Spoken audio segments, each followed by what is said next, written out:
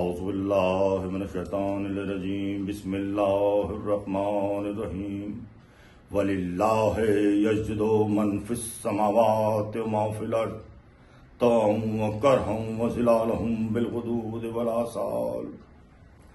حضرات گرامی قدر، میں نے قرآن کی جن آیتوں کی تلاوت کر کے آپ کے شاداب ذہنوں کو نذر کیا، جس میں عظمت سجدہ، عبادت کیسے کرنی چاہیے، سجدے کی عظمت کیا ہے، یہ بتایا گیا ہے۔ آپ جانتے ہیں یہ مہینہ عبادت کا مہینہ ہے، روزہ رکھنے کا مہینہ ہے، یتیم مسکین اسیر غریبوں کی مدد کرنے کا مہینہ ہے۔ سال بھر ہم اس مہینے کا انتظار کرتے ہیں کہ کب رمضان کا مہینہ آئے۔ رمضان کے روزوں کا استقبال کے لیے ہم رجب کے چاند سے روزے رکھنا شروع کر دیتے ہیں، رجب میں روزے رکھتے ہیں، شعبان میں روزے رکھتے ہیں، اور اس کے استقبال کرنے کے لیے جب چاند دیکھتا ہے تو ہم خوشی سے پھولے نہیں سماتے ہیں۔ عزیزان گرامی، یہ مہینہ عبادتوں کا مہینہ ہے، ایک دوسرے کی پریشانی کو دور کرنے کا مہینہ ہے، کہ پروردگار عالم کسی بندے کو پریشان دیکھنا نہیں چاہتا۔ رمضانوں میں ہم اپنے ساتھ ساتھ غریبوں کا خیال رکھتے ہیں۔ روزہ اس لیے رکھا جاتا ہے کہ ہمیں بھوک کا احساس ہو۔ جب بھوک کا احساس ہوگا تو ان غریبوں کی یاد آئے گی جن کے پاس کھانے کے لیے کچھ نہیں ہے۔ ہم روزہ رکھتے ہیں، سحری کرتے ہیں، افطار کرتے ہیں، لیکن کچھ ایسے بھی لوگ ہیں جن کے پاس افطار کا انتظام نہیں ہے، سحری کا انتظام نہیں ہے۔ ان کا ہمیں خیال رکھنا چاہیے، کیونکہ پروردگار عالم کی نگاہ میں بندے سب برابر ہیں۔ اس نے اس انسان کو اعلیٰ ترین پیمانے پر فائز کیا ہے۔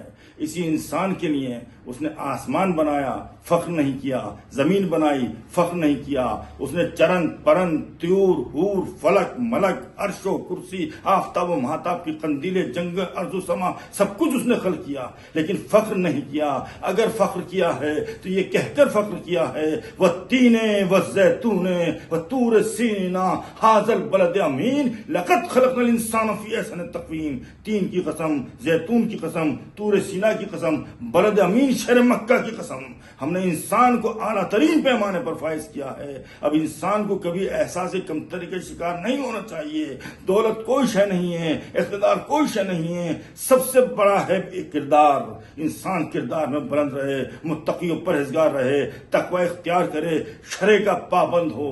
عزیزان گرامی، اسی انسان کے لیے پروردگار عالم نے لیلہات سبزے پیدا کیے، اسی انسان کے لیے آفتاب و مہتاب کی قندیلیں روشن کی، اسی انسان کے لیے زمین کا سینہ چیر کر زمین کو رزق پیدا کرنے کی صلاحیت عطا کی، تاکہ انسان پریشان نہ ہو، کیونکہ وہ خیر الرازقین ہے، وہ رزاق متین ہے۔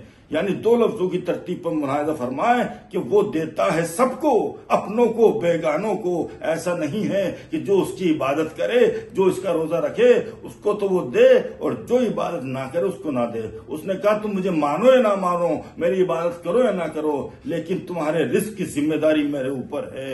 عزیزان گرامی، رزق کا مطلب یہ ہے کہ انسان کو جس شے کی ضرورت ہو وہ اس کے لیے رزق ہے۔ اتنا ہی نہیں، معدے کے رزق نہیں، بلکہ اس نے جتنے اعضاء بنا ہیں ان سب کا رزق الگ الگ ہے۔ دماغ بنایا، دماغ کا رزق الگ ہے، آنکھیں بنائی، آنکھوں کا رزق الگ ہے، ہاتھ بنائے، ہاتھوں کا رزق الگ ہے۔ اچھا منظر آنکھوں کے لیے رزق ہے، حکمت کی باتیں عقل کے لیے رزق ہے، اچھا ذائقہ زبان کے لیے رزق ہے۔ دونوں ہاتھوں سے نیک کاموں میں دولت بانٹنا یہ ہاتھوں کا رزق ہے، نیک کاموں میں آگے قدم بڑھانا یہ پاؤں کا رزق ہے۔ کسی کو بغیر رزق نہیں رکھا۔ عزیزان گرامی، پروردگار عالم نے اپنے نیک بندوں کے لیے انتظام کیا، کیونکہ پروردگار عالم ظاہری طور پر، جسمانی طور پر نہیں آ سکتا اپنے بندوں کی مدد کے لیے۔ وہ ان تمام انسانوں میں سے کچھ ایسے نیک بندے وہ اپنے پاس لے لیتا ہے، ذریعہ بنا دیتا ہے ان کو، اور ان کے ظرف کو دیکھتا ہے، صلاحیت کو دیکھتا ہے، قوت اقتدار کو دیکھتا ہے، اس کے بعد اس کو رزق عطا کرتا ہے کہ ہم تمہاری دولت میں اضافہ کرتے رہیں گے، لیکن تمہارا فرض ہے، ہم نے تمہیں ذریعہ بنایا ہے، تم غریبوں کی مدد کرتے رہنا، یتیموں کی مدد کرتے رہنا، اسیروں کی مدد کرتے رہنا۔ جب تم ان کی مدد کرتے رہو گے تو ہم تمہارے رزق میں اضافہ کرتے رہیں گے۔ ہاں عزیزان گرامی، یہ مہینہ عبادت کا مہینہ ہے۔ نماز پڑھیں، لیکن معرفت الہی کے ساتھ ہوں۔ بے معرفت کے سجدے ابلیسی سجدے کہلاتے ہیں۔ گیا شیطان مارا ایک سجدے کے نہ کرنے سے، اگر لاکھوں برس سجدے میں سر مارا تو کیا مارا۔ عزیزان گرامی، یہی وہ سجدے ہیں جو اقرار ابدیت کے ساتھ ہوں، خلوص نیت کی آمیزش ہو، کمال ایمان کے ساتھ ہوں۔ تو کیا کہنا ان سجدوں کا، چہرے کو ضیاء بار کر دے، پیشانی کا نشان ستارہ بن جائے، پیشانی کا نشان ستارہ بن جائے، قرآن مدح شروع کر دے، سیماہم فی وجوہہم من اثر السجود، ان کے ایمان کا نشان، ان کے جنتی ہونے کی سند ان کی پیشانیوں پہ ہے۔ سجدوں کے اثر سے اس وقت بدنما ہوں مگر آخرت میں حسین ہوں گے، اس وقت سیاہ ہوں مگر محشر میں نورانی ہوں گے، آج برے ہوں مگر قبر میں ذوفشاں ہوں گے۔ جیسے کعبے میں حجر اسود یا پتھر کے اندر ہیرا، یا صدف کے پردے میں موتی، یا باغیچے کی مٹھی میں خوشبو، یا سیاہ بادل میں مہتاب، یا حروف کی سیاہی میں قرآن کے معنی، یوں ہی ایمانداروں کی پیشانی پر سجدے کا نشان ظاہری صورت میں دلکش نہیں لیکن باطن کو دیکھیے تو بہت دلکش۔ لیکن تمام دلکشی اسی وقت تک ہے جب خدا کو سجدہ ہو اور خوشی سے سجدہ ہو۔ اگر خدا کو سجدہ نہ ہو، غیر کو ہو، بتوں کو ہو یا خدا کو ہو، لیکن جب اسے تو روح سیاہی جہنم کا پروانہ ہے۔ سجدہ معرفت انسان، سجدہ حیات انسان۔ ارے دل تڑپے تو سجدہ کرو، ذرا سی نعمت مل جائے تو سجدہ کرو، ذرا سا بچہ کامیاب ہو جائے تو سجدہ کرو۔ یہ سجدے کی عادتیں انسان کو کامیاب و کامران بنا دیتی ہیں۔ عزیزان گرامی، سجدے کے لیے پروردگار عالم قرآن مجید میں ارشاد فرماتا ہے، وَلِلَّهِ يَسْجُدُ مَن فِي السَّمَاوَاتِ وَالْأَرْضِ وَالطَّوْعُ وَالْكَرْهُ وَظِلَالُهُم بِالْغُدُوِّ وَالْآصَالِ۔ انسان کے سائے اور پرچھائیاں تک ہر صبح و شام خدائی کو سجدہ کرتی ہیں۔ تفسیر میں آیت کے اختلاف ہے، مفسرین کو اس آیت کے معنی سمجھنے میں دشواریاں ہیں۔ انسان کے سائے کا خدا کو سجدہ کرنا غور و فکر قابل ہے، لیکن میرے خیال میں معنی آیت کو زیادہ دشوار نہیں۔ کوئی مجسم چیز ایسی نہیں جس کا سایہ نہ پڑے۔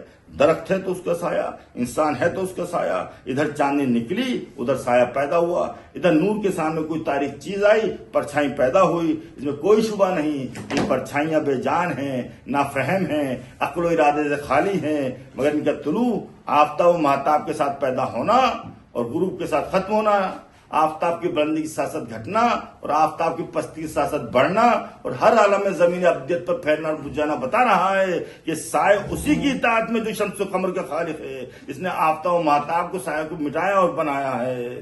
گویا تعلیم ہے اس کی کہ تم اگر میری بارگاہ میں سر رکھ دو تو دیکھو سر بلندی کتنی ہوتی ہے۔ سایہ سائے کی طرح ساتھ رہ کے سر بلندی کرنے کا طریقہ بتا رہا ہے، لیکن اس تعلیم کی ضرورت اس کو جس کو سر بلندی کا خیال ہو، لیکن جو شخص خود سر نیاز جھکا دے اس کو تنبیہ کرنے کی ضرورت نہ تھی۔ شاید رسول کے جسم میں اسی لیے سایہ نہ تھا کہ وہ خود ہی سجدے کے عادی تھے۔ یہ سایہ اس وقت پیدا ہوتا ہے جب نور کے سامنے ظلمت ہو یا کوئی تاریک چیز ہو، لیکن اگر نور کے مقابلے میں نور ہو تو کبھی پرچھائی پیدا ہوتی تو رسول کے نورانی ہونے میں شبہ ہوتا۔ لیکن جب آفتاب کی روشنی میں راستہ چلے اور جس میں رسول نے سایہ نہ دیا تو قول رسول چمک اٹھا، اولو ما خلق اللہ نوری۔ اور اسی کے اندر 4 مصروں کے ساتھ آپ کی زحمت تمام کرتا ہوں کہ پڑھو درود، رسول انعام آتے ہیں، اٹھو ادب سے کہ عالی مقام آتے ہیں، خدا کے واسطے سمجھو نہ ان کو اپنا سا کہ ان پہ حق سے درود و سلام آتے ہیں۔ آخر میں سارا ٹائم کی طرف سے آپ کو یہ پیغام دینا چاہتا ہوں کہ آپ نے پورے مہینے روزے رکھے ہیں۔ آپ جانتے ہیں کہ ان رمضان کے مہینے میں شیطان کو قید کر دیا جاتا ہے تاکہ لوگ عبادت میں مشغول رہیں۔ آپ یہ دیکھیے، ہماری طرف سے یہ پیغام ہے کہ آپ روزہ رکھیں۔ روزہ رکھنے میں آپ کا جسمانی طور پر کیا فائدہ ہوتا ہے، سائنٹیفک اعتبار سے روزہ کتنا ضروری ہے، مینٹلی طور سے کتنا ضروری ہے۔ آپ دیکھیں جو روزدار ہوتے ہیں، 5 وقتہ نمازی ہوتے ہیں، کبھی ان کو کینسر کی بیماری نہیں ہوگی، کبھی ان کو ہارٹ اٹیک نہیں ہوگا، کبھی ان کو بی پی ہائی نہیں ہوگا، کیونکہ یہ روزہ جو بھوکا رکھنے کے لوگ تو اب بھوکے رہ رہے ہیں، ایک وقت کھانا کھا رہے، ڈائٹنگ کر رہے ہیں، لیکن وہ روزہ نہیں رکھ رہے۔ جو روزہ رکھتے ہیں ان کی ڈائٹنگ کا بھی خیال رکھتا ہے، اور جب نمازیں پڑھتے ہیں تو اتنی نمازیں ہوتی ہیں رمضان کے مہینے میں کہ نیچے سے لے پورے آپ کے بدن کی ایکسرسائز ہوتی ہے۔ لیکن اب کیا رمضان کے بعد ہمارے میں کوئی چینجز آئی، تبدیلی آئی؟ کیا رمضان کے بعد ہم اسی انداز سے روزے رکھتے ہیں، یا ہم نمازیں اسی انداز سے پڑھتے ہیں، یا عبادت اسی انداز سے کرتے ہیں، قرآن اسی انداز سے پڑھتے ہیں؟ ہمیں رمضان کے بعد میں اپنے آپ میں چینجز آنا چاہیے کہ ہم عبادتیں اسی انداز سے پڑھیں جس طرح سے آپ 5 وقتہ نماز آپ مسجد میں جا رہے ہیں اور وقت کے طور پر پڑھ رہے ہیں، رمضان کے بعد بھی مسجدیں بھری رہنی چاہیے۔ قرآن پڑھتے ہیں آپ، رمضان کے بعد بھی قرآن پڑھیں، اس لیے یہ شیطان چاروں طرف سے آپ کے گرد جمع ہے، 11 مہینے تک آپ کے پیچھے لگا ہوا ہے، لیکن جب رمضان ختم ہو جاتا ہے تو اس کو آزاد کر دیا جاتا ہے۔ آپ کے عید کی خوشی مناتے ہیں اور ادھر وہ غصے سے جب قید سے باہر نکلتا ہے تو اللہ کے نیک بندوں کو بہکانے کی کوشش کرتا ہے۔ لیکن جو اللہ کے نیک بندے ہوتے ہیں، جو جس طرح رمضان میں عبادت کر رہے تھے اسی طرح سے بعد میں بھی عبادت کریں گے تو کبھی شیطان آپ پر حاوی نہیں ہوگا۔ اس لیے انسان کو چاہیے کہ برابر نمازیں پڑھتا رہے، عبادتیں کرتا رہے، گھر میں قرآن کی تلاوت کرتا رہے۔ جس گھر میں قرآن کی تلاوت ہوتی ہے، عبادتیں ہوتی ہیں، وہاں فرشتوں کا نزول ہوتا ہے، وہاں شیطان آس پاس بھی نظر نہیں آئے گا۔ اس لیے پروردگار تیرے سے یہی عرض ہے کہ تمام جتنے بھی روزدار ہیں ان کو سال بھر اپنے حفظ و امان میں رکھنا، جو بھی پریشان حال ہیں ان کی پریشانی دور کرنا، ہر بیماری سے نجات دینا، تاکہ اگلے سال ہم واپس رمضان میں آ کر تیری بارگاہ میں ہم روزے رکھ سکیں، عبادت کر سکیں۔ ربنا تقبل منا انک انت السمیع العلیم۔